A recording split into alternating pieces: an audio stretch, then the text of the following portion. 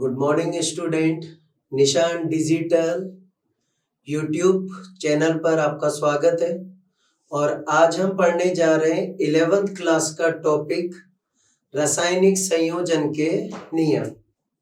ठीक है, तो टॉपिक का नाम है अपने बेटा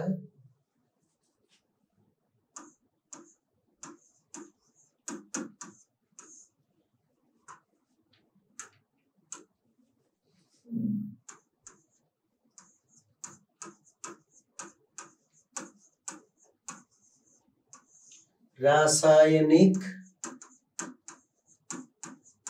संयोजन के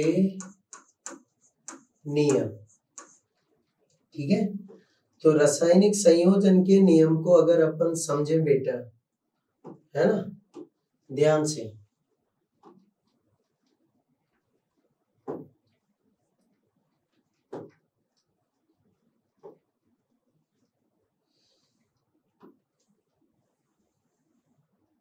ठीक है।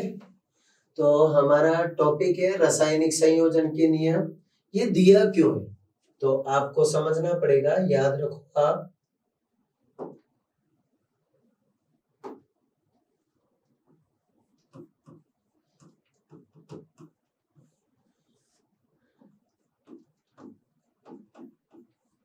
परमाणु परमाणु बराबर अणु। ठीक है, तो जब परमाणु परमाणु से जुड़ता है तो अणु बनेगा, और परमाणु के जुड़ने को बोलते हैं संयोजन। और इस संयोजन को समझाने के लिए दिए गए नियम, तो उन्हें क्या कहा गया? रासायनिक संयोजन के नियम। ये हमारा टॉपिक हो गया बेटा, क्लियर है यहां तक? अब रासायनिक संयोजन के नियम कितने हैं सर? तो रासायनिक संयोजन के नियम हैं 5-6। ठीक है, कोई 6 पढ़ाता है, कोई 5 पढ़ाता है। अभी 11th क्लास में कम है बेटा, लेकिन हम सारे नियम कोशिश करेंगे पढ़ने की, समझने की। ठीक है, तो पहला नियम है आपके, ठीक है, द्रव्यमान संरक्षण का नियम। दूसरा नियम है स्थिर या निश्चित अनुपात का नियम। तीसरा गुणित अनुपात का नियम। चौथा है बेटा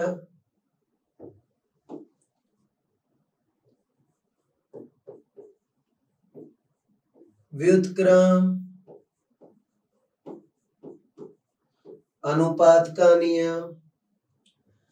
5वें नंबर पर आ रहा है आपके बेटा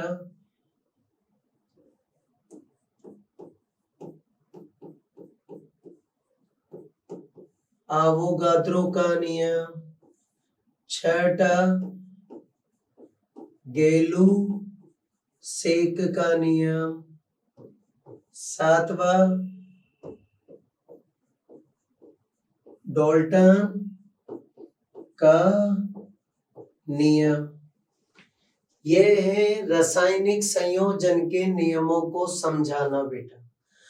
अगर आपको रासायनिक संयोजन का टॉपिक समझना है तो आप इन नियमों को समझो और आपको रासायनिक संयोजन का नियम समझ में आएगा। अब रासायनिक संयोजन के नियम को समझने के लिए पहले हमें कुछ चीजें और समझनी पड़ती है। तो पहला छोटा टॉपिक आता है परमाणु भार। ठीक है, परमाणु भार कैसे निकालते हैं बेटा? जैसे नाभिक होता है, नाभिक में न्यूट्रॉन और प्रोटॉन होते हैं, तो न्यूट्रॉन और प्रोटॉन की संख्या का योग ही क्या कहलाता है? परमाणु भार। तो न्यूट्रॉन प्लस प्रोटॉन की संख्या का क्या कर दो? योग कर दो। तो कुछ तत्वों के परमाणु भार याद कर लो।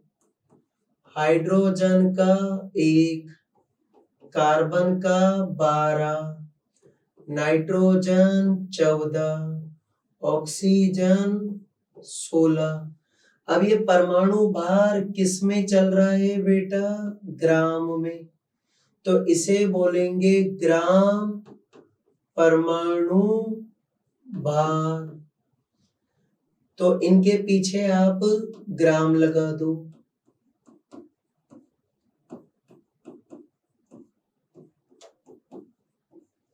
क्लियर है यहाँ तक? दूसरा अनुपात। दूसरा शब्द आपको समझना पड़ेगा, अनुपात। अनुपात क्या होता है? बड़े बड़े अंकों को काट कर छोटा कर देना अनुपात कहलाता है। तो बड़े अंक का सरल रूप, जैसे 25:50। तो सरल अनुपात क्या आया बेटा? या अनुपात क्या आया? तो 1:2। अब अनुपात 2 टाइप का होता है, एक सरल अनुपात और एक जटिल अनुपात।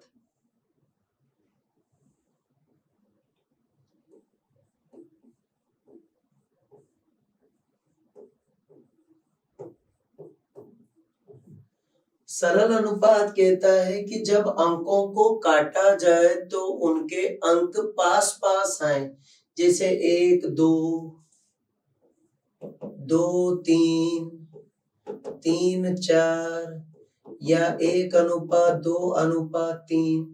तो ये सब कहलाते हैं सरल अनुपात। लेकिन जब मैंने किसी को काटा तो 1:7 आया, या 3:11 आया, या 3:7 आया बेटा।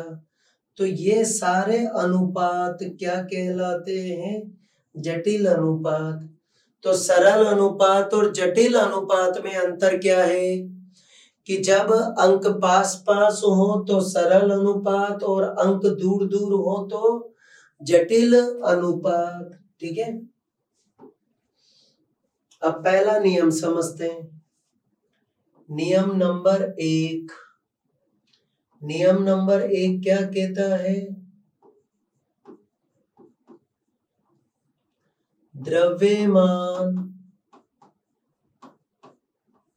संरक्षण का नियम। द्रव्यमान संरक्षण का नियम क्या कहता है बेटा? कि जैसे हमने एक अभिक्रिया लिखी, अभिक्रिया में तीर के पीछे क्रिया कारक होते हैं और तीर के आगे उत्पाद होते हैं। तो ये आपके क्रिया कारक कहलाएंगे और ये उत्पाद कहलाएगा। तो क्रिया कारक का कुल द्रव्यमान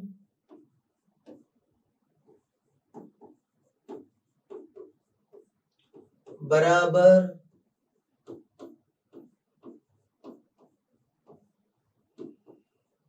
उत्पाद का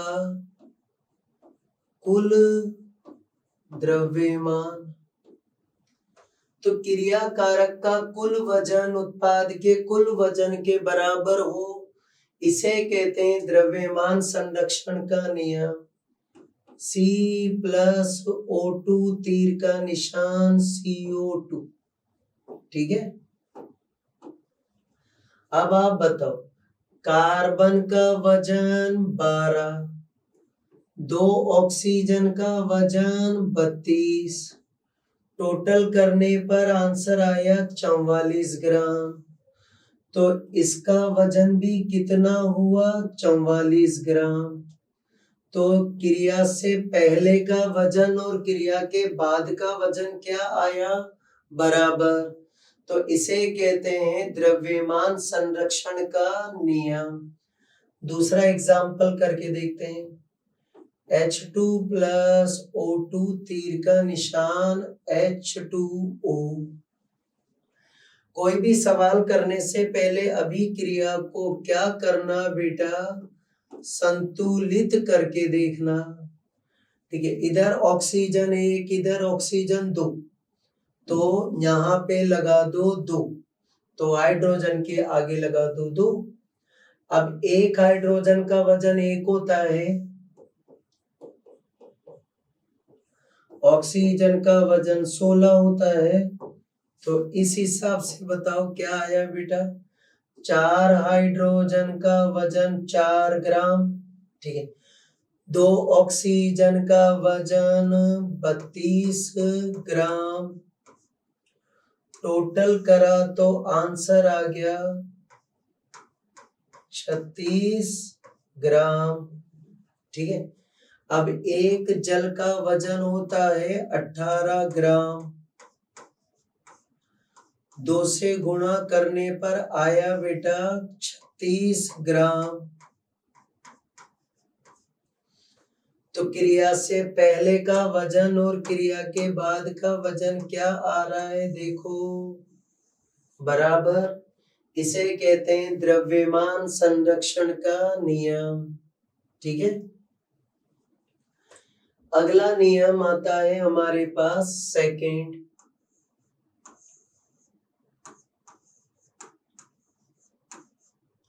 स्थिर या फिर निश्चित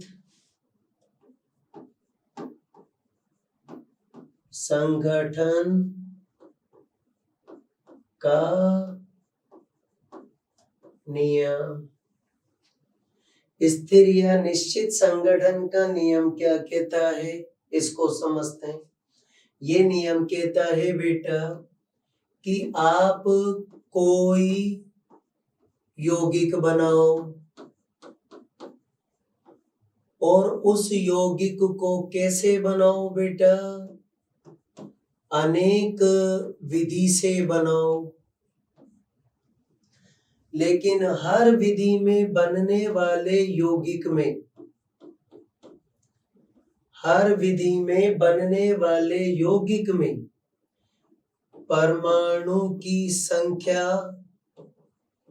का अनुपात, परमाणु की संख्या का अनुपात निश्चित रहेगा या फिर परमाणु के द्रव्यमान का अनुपात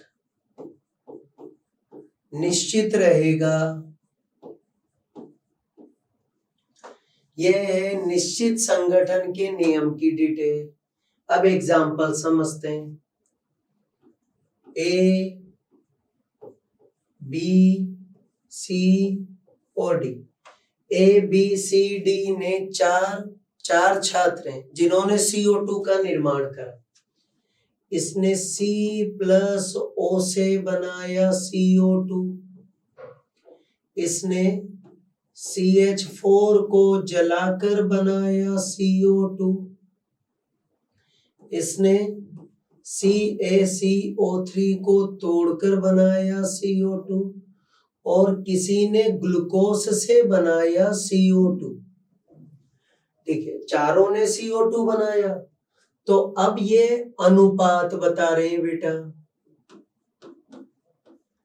ठीक है, तो अनुपात देखो, कार्बन और ऑक्सीजन का अनुपात, कार्बन ऑक्सीजन, तो 1:2, 1:2, 1:2, 1:2, है ना। अब अगर इनके द्रव्यमान का अनुपात निकालें तो देखो, कार्बन का वजन 12, ऑक्सीजन का वजन 32, तो क्या आया, 12:32 को काटो तो 4 से काटो 3 बार, 4 से काटो 8 चौक 32, 3:8। तो सब में अगर द्रव्यमान का अनुपात निकालूं तो क्या आया? 3:8, 3:8, 3:8, 3:8। इसे कहते हैं स्थिर या निश्चित संगठन का अनुपात नियम। ठीक है, अब आता है आपके गुणित अनुपात का नियम।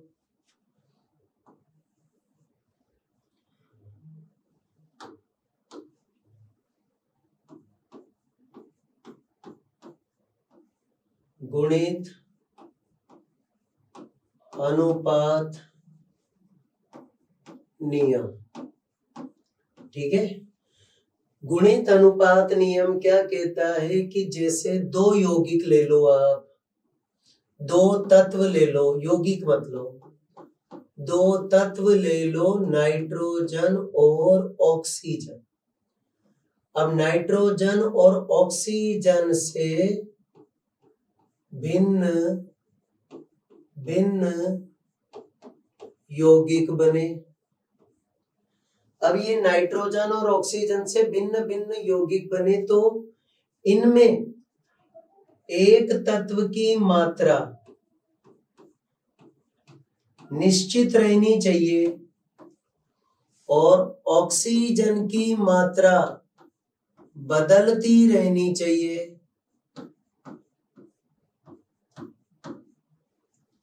ठीक है, तो गुणित अनुपात नियम क्या कहता है कि जब दो तत्व क्रिया करके भिन्न भिन्न यौगिक बनाते हैं तो एक तत्व की निश्चित मात्रा से क्रिया करने वाले, एक तत्व की निश्चित मात्रा से क्रिया करने वाले दूसरे तत्व का द्रव्यमान या तो गुणा के रूप में होता है या सरल अनुपात के रूप में होता है। ठीक है, चलो एग्जाम्पल करके बताता हूं।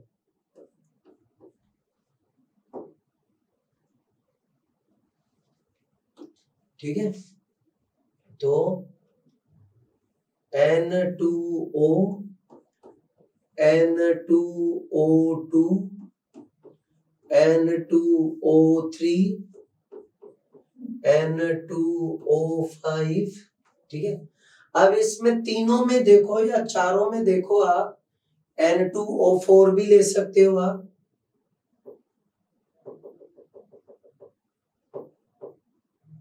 ठीक है, N2O4, N2O5। अब इन पांचों उदाहरण में देखो बेटा, क्या नाइट्रोजन की मात्रा फिक्स है? हाँ या ना? तो पांचों में नाइट्रोजन N2 है। N2 का मतलब हो गया 14 + 14 = 28 ग्राम। तो इन सब में नाइट्रोजन 28 ग्राम है, लेकिन ऑक्सीजन को जब देखा बेटा तो इसमें ऑक्सीजन 16 ग्राम, इसमें 2 बार ऑक्सीजन है तो 16 और 16 32, इसमें 1 16 16, 2 16 32, 3 16 48, 4 16 64, 5 16 80। ठीक है, तो 16 32 48 64 80, अगर आप इनको देखो क्या ये 16 के पहाड़े में आते हैं सब? 1 16 16, 2 16 32, 3 16 48, 4 16 64, 5 16 80। क्या आपने यहाँ पर 16 से गुणा करा क्या? अब इनको काट भी तो सकते हैं बेटा, तो काट के बताता हूं आपको मैं। देखो आप 1:3:4:5। बोलो आया समझ में क्या कहता है गुणित अनुपात का नियम? दोबारा समझे। जब दो तत्व आपस में क्रिया करके, दो तत्व कौन कौन? नाइट्रोजन और ऑक्सीजन। जब दो तत्व आपस में क्रिया करके भिन्न भिन्न यौगिक बनाते हैं तो एक तत्व की निश्चित मात्रा से जुड़ने वाले दूसरे तत्व का द्रव्यमान, दूसरे तत्व का द्रव्यमान, ठीक है बेटा, दूसरे तत्व का द्रव्यमान या तो गुणा के रूप में होता है या तो गुणा के रूप में होता है या सरल अनुपात के रूप में होता है। इसे कहते हैं गुणित अनुपात का नियम। क्लियर यहां तक? क्या कहते हैं बेटा? गुणित अनुपात का नियम कहते हैं। सपोज करो कि एक क्वेश्चन आ गया बेटा, ठीक है, यहीं पे करते हैं। सल्फर और ऑक्सीजन, नए पेज पे चलते हैं। क्वेश्चन करते हैं, सल्फर और ऑक्सीजन के यौगिक बने और वो यौगिक गुणित अनुपात नियम का पालन कर रहे हैं। किसका पालन कर रहे हैं? गुणित अनुपात नियम का पालन कर रहे हैं। अगर उनका पहला यौगिक SO2 है बेटा, तो दूसरा यौगिक कौन होगा? ठीक है, दूसरा यौगिक कौन होगा? ठीक है, तो अब ऑप्शन आ गए बेटा, ठीक है, ऑप्शन की जरूरत ही नहीं, अगर आप बोलो तो ऐसे ही कर ले इस सवाल को। तो बताओ क्या करेंगे? यहाँ पर सल्फर की मात्रा कांस्टेंट कर दो, ऑक्सीजन की मात्रा एक और बढ़ा दो, तो क्या आ गया? SO3, क्योंकि यही तो मैंने आपको थोड़ी देर पहले समझाया था। देखो, एक तत्व की मात्रा निश्चित रखेंगे लेकिन दूसरे की मात्रा बदलती रहेगी, तो ये क्या कहलाता है? गुणित अनुपात का नियम।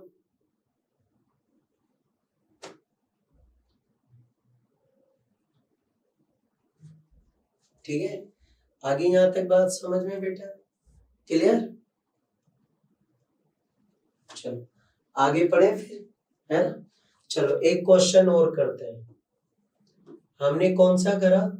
सल्फर और ऑक्सीजन से बनाया हमने, तो पहला यौगिक SO2 बना सपोज करो, तो दूसरा यौगिक क्या होना चाहिए बेटा? SO3, ठीक है। अगला क्वेश्चन, अगर H और O को जोड़कर मैंने पहला यौगिक H2O बनाया, तो दूसरा यौगिक क्या होना चाहिए? सोच के बताओ आप। तो दूसरे यौगिक का आंसर क्या आएगा? तो दूसरा यौगिक आना चाहिए बेटा H2O2, है ना? चलो एक और क्वेश्चन करते हैं। अगर कार्बन और ऑक्सीजन से आपने गुणित अनुपात पढ़ा और पहला यौगिक कार्बन मोनोऑक्साइड बनाया, तो दूसरा यौगिक क्या होना चाहिए आपके अनुसार? बताओ। तो दूसरा यौगिक होना चाहिए CO2। आगे यहां तक बात समझ में बेटा? क्लियर?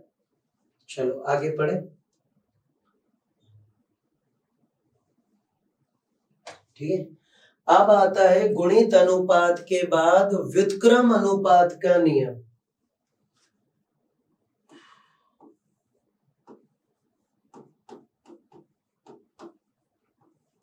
व्युत्क्रम अनुपात का नियम। अब व्युत्क्रम अनुपात का नियम क्या कहता है बेटा? ध्यान से सुनना, ठीक है। एक तत्व की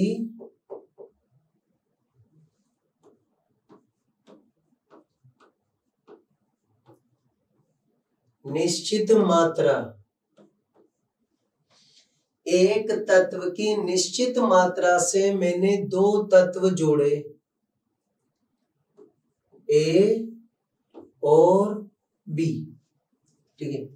तो A और B को जब जोड़ा तो A और B का द्रव्यमान का अनुपात सरल अनुपात आना चाहिए सर। A और B का अनुपात सरल अनुपात आना चाहिए बेटा। लेकिन अगर ए और बी आपस में क्रिया करते हैं तो यहां भी क्या आना चाहिए? सरल अनुपात आना चाहिए। यह है व्युत्क्रम अनुपात का नियम। अब इसे ओरिजिनल उदाहरण से समझा देता हूं बेटा आपको, ठीक है ना? ओरिजिनल उदाहरण लेकर समझाता हूं। देखो, हाइड्रोजन की क्रिया मैंने सल्फर और ऑक्सीजन से कराई, ठीक है? सल्फर और ऑक्सीजन से कराई। अब मुझे पता है कि ये सल्फर से क्रिया करके H2S बनाता है और ये H2O बनाता है। H2S और H2O में आपने देखा कि H2 की मात्रा कैसी है? समान है, हाँ या ना? H2 की मात्रा कैसी है बेटा? समान है। लेकिन जब मैंने सल्फर और ऑक्सीजन का द्रव्यमान का अनुपात निकाला, किस किस का बेटा, है ना? ऑक्सीजन और सल्फर के द्रव्यमान का अनुपात निकाला तो वो कितना आया?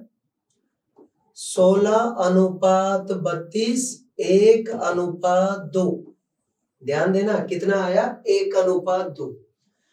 लेकिन जब सल्फर और ऑक्सीजन खुद ने क्रिया करी बेटा,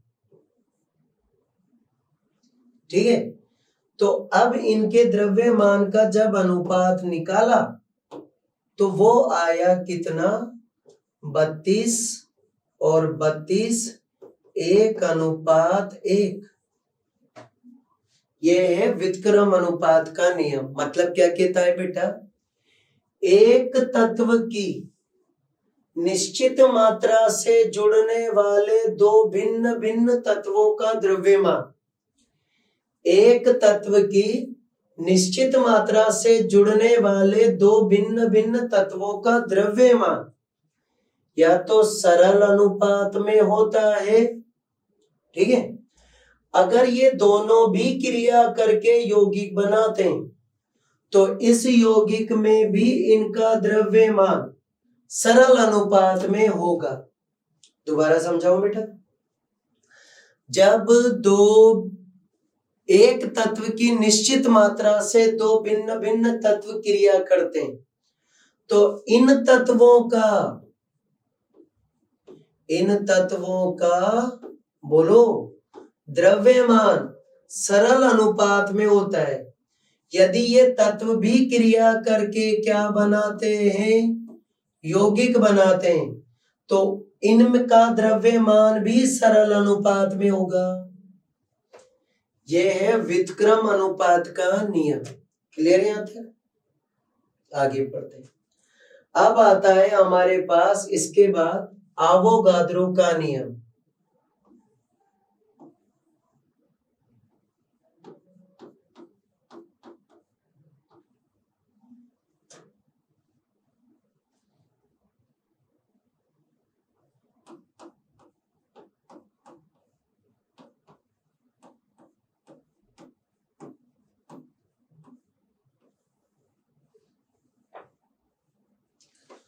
आवोगाद्रो का नियम कहता है बेटा, ध्यान से समझना, ठीक है, कि हमने 3 डिब्बे लिए सेम टू सेम। तो जब डिब्बे सेम हैं तो सोचो बेटा आयतन कैसा होगा? समान होगा। तीनों एक ही जगह पे रखे हैं तो स्थिर ताप, एक ही वायु में रखे हैं तो दाब भी समान होगा।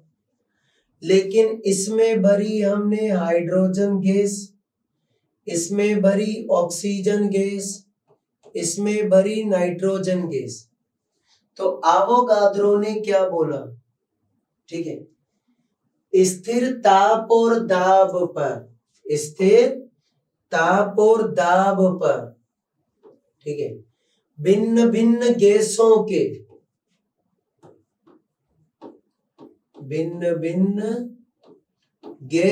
के समान आयतन में अणुओं की संख्या भी समान होती है। जैसे सपोज करो कि इसमें 1 करोड़ अणु है, तो इसमें भी कितने आए? 1 करोड़। इसमें भी कितने आए? 1 करोड़। बोलो हाँ या ना। तो भिन्न भिन्न गैसों के समान आयतन में, अब 1 करोड़, करोड़ का मतलब क्या है? संख्या। तो तीनों में संख्या कैसी है बेटा? समान है, हाँ या ना? ठीक है, संख्या क्या है? समान है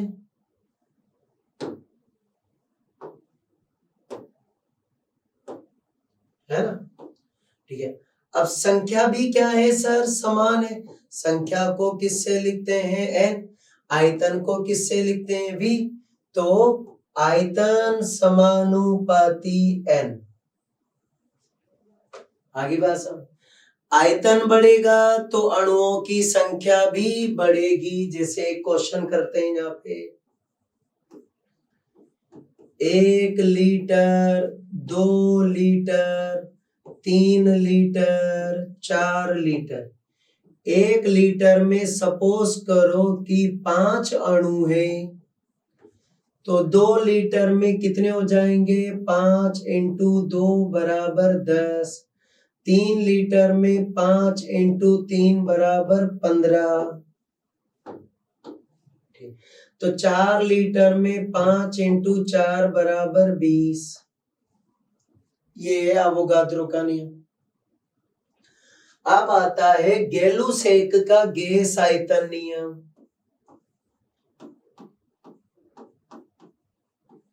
गैलुसेक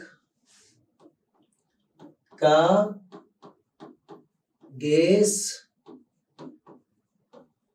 आयतन नियम। अब गैलुसेक ने क्या करा बेटा? गैसों पर अध्ययन करा। किस पर? गैस पर क्या करा? अध्ययन करा।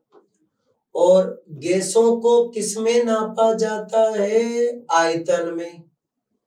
ठीक है, तो ये क्या कहता है कि यदि किसी अभिक्रिया में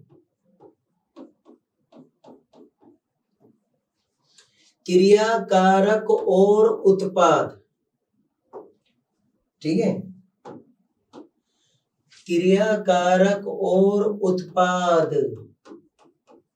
क्या हो बेटा? गैस हो, तो इनका आयतन भी सरल अनुपात में होगा।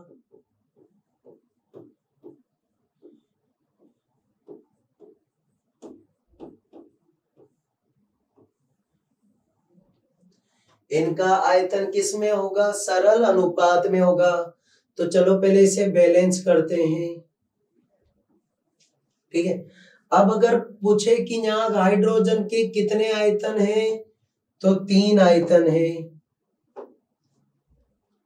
3 आयतन। नाइट्रोजन का 1 आयतन। अमोनिया का 2 आयतन। तो देखो क्या आ रहा है बेटा? 3:1:2। क्या है ये सर? सरल अनुपात है सर। ठीक है बच्चा, समझ में आया कुछ? तो गैलुसेक क्या सिखाता है बेटा? कि अगर क्रियाकारक और उत्पाद गैस है, तो ऐसी अभिक्रियाओं में जब इनका आयतन का अनुपात निकाला जाए, तो वो सरल अनुपात में होना चाहिए। इसे कहते हैं गैलुसेक का गैस आयतन नियम। ठीक है, लास्ट पढ़ते हैं हम डाल्टन का परमाणु सिद्धांत।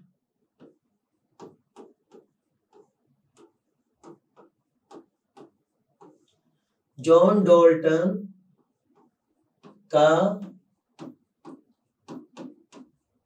परमाणु सिद्धांत।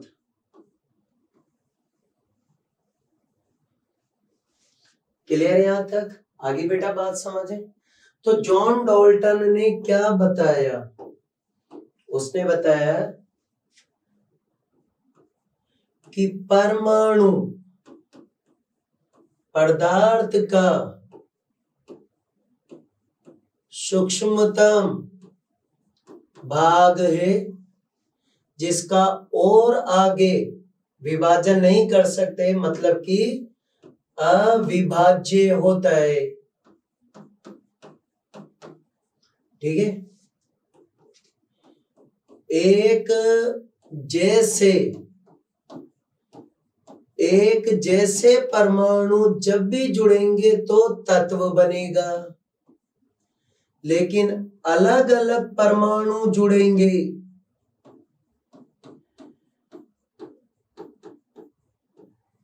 तो यौगिक बनेगा। जैसे ऑक्सीजन को ऑक्सीजन से जोड़ा तो ऑक्सीजन तत्व बना, लेकिन मैग्नीशियम से ऑक्सीजन को जोड़ा तो MgO बना, जो एक यौगिक है बेटा। ठीक है।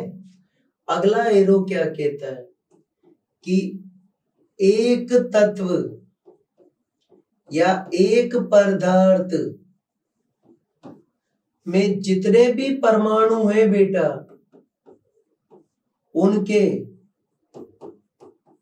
भौतिक गुण और रासायनिक गुण समान होते हैं। जैसे तांबा तांबा तांबा तांबा। आपके तांबे के तार में 4 तांबे के परमाणु हैं, सपोज करो, तो चारों तांबे के परमाणुओं के भौतिक गुण और रासायनिक गुण समान होंगे। अगला कहता है बेटा वो कि अलग अलग पदार्थ के परमाणु, अलग अलग पदार्थ के परमाणु के गुण भी क्या होंगे? अलग अलग।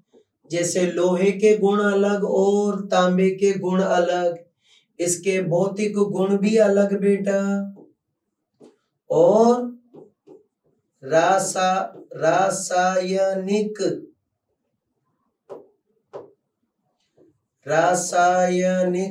गुण भी अलग होते हैं बेटा। ठीक है। और आगे क्या कहता है बेटा ये?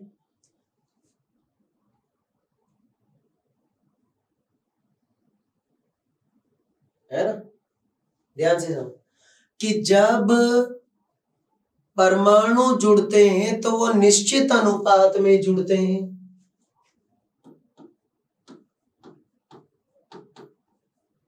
परमाणु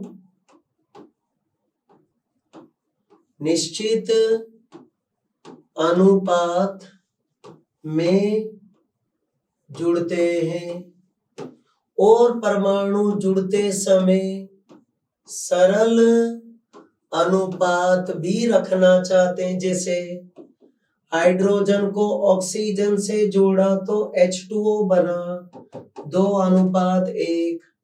मैंने ऑक्सीजन को कैल्शियम से जोड़ा तो CaO 1:1। मैंने सर, ठीक है, ध्यान से समझना, MgO से जोड़ा तो 1:1 बेटा, और SO2 से जोड़ा तो 1:2। तो ये है बेटा रासायनिक संयोजन के नियम। तो ये आपको निशान डिजिटल कोटा YouTube चैनल पे मिलेगा, और ऐसे ही आपको मैं निशान डिजिटल कोटा YouTube चैनल पर फर्स्ट लेसन जो 11th क्लास का है, रसायन विज्ञान की मूल अवधारणा, उसके टॉपिक सारे पार्ट 1, पार्ट 2, पार्ट 3 करके अपलोड कर दूंगा। ठीक है। जो हमारी डिजिटल टीम है, निशान क्लासेस की डिजिटल टीम, निशान क्लासेस की डिजिटल टीम सर इन लेक्चर्स को और एनालिसिस करती है, उसके बाद इनको फिल्टर करती है और इनके जो सिंपल से सिंपल लैंग्वेज हो सकती है उसे बनाकर हम आपके सामने प्रस्तुत करते हैं। ओके बेटा।